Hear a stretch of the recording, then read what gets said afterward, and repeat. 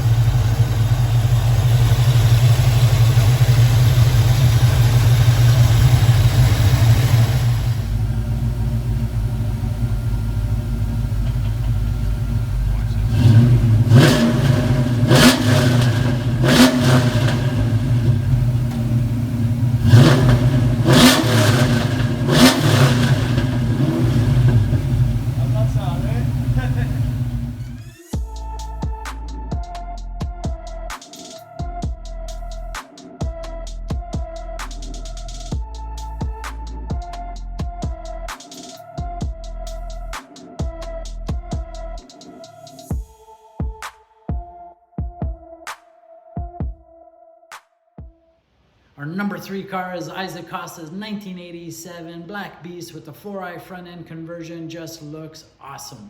I know Isaac's owned the car for over 10 years and it's gone through several transformations, from a nitrous car to a supercharged car to a most recent turbo setup. As a supercharged car, Isaac made 850 at the rear wheel and ran a best of 950, 143 miles an hour as a stick shift car.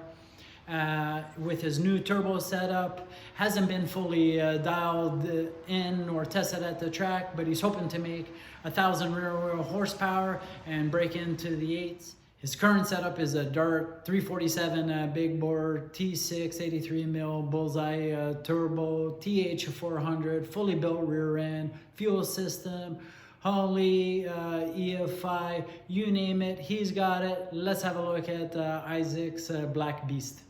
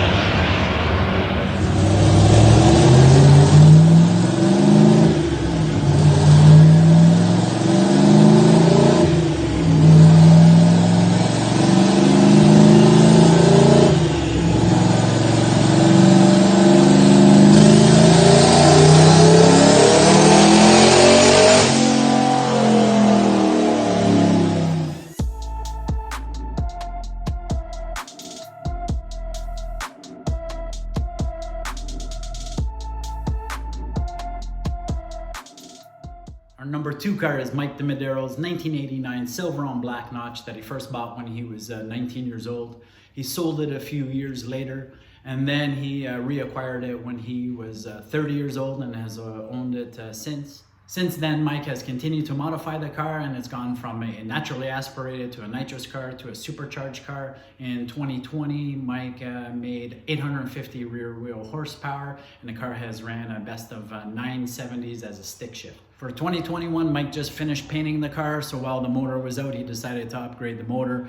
He's now gone to a Dart 347 big bore, new top end setup, new blower going in. He's keeping the car as a stick shift, Liberty TKO 600 synchronized, fully built rear end, Holley system. The new setup is not tested yet, but of course he's looking to make more power and go quicker. Let's have a look at Mike's notch.